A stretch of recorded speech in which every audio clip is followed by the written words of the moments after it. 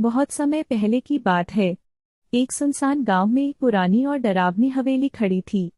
लोग कहते थे वहां कुछ अजीब घटता है। तीन जिगरी दोस्त राजू, पिंकी और गुड्डू ने तय किया कि वो उस भूतिया हवेली के रहस्य को जानकर रहेंगे। रात के अंधेरे में वे तीनों हवेली की तरफ बढ़े। हवेली का बड़ा सा दरवाजा खुद ब खुद खुल गया। चांगे की आवाज आई। बच्चों के हाथ में टॉर्च थी, लेकिन हवेली के अंदर घना अंधेरा और अजीब सी ठंडी हवा चल रही थी। अचानक दीवार पर टंगी एक पुरानी पेंटिंग हिलने लगी। तीनों डर से एक दूसरे से चिपक गए। एक परछाई दीवार पर दिखाई दी जो धीरे धीरे उनकी तरफ बढ़ रही थी, लेकिन जैसे ही उन्होंने पलट कर देखा, कोई नहीं था। ऊपर की सीढ़ियों से कदमों की आवाज आने लगी, टप टप टप, लेकिन वहां कोई नहीं दी। नीचे एक कोना था, वहां उन्हें एक पुरानी गुड़िया मिली। वो खुद से हिल रही थी और धीमे धीमे गा रही थी, लोरी लोरी।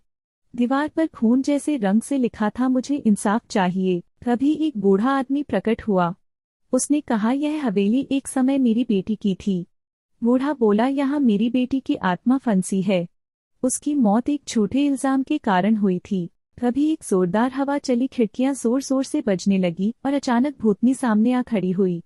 लेकिन वह भूतनी डरावनी नहीं थी, वह रो रही थी। उसकी आंखों में दुख था। उसने कहा, मुझे सिर्फ सच चाहिए। राजू बोला, हम तुम्हारी मदद करेंगे, तुम्हें इंसाफ दिलवाएंगे। तीनों बच्चों ने मिलकर वादा किया। अगले दिन बच्चे गांव के सरपंच के पास गए और पूरी सच्चाई बताई।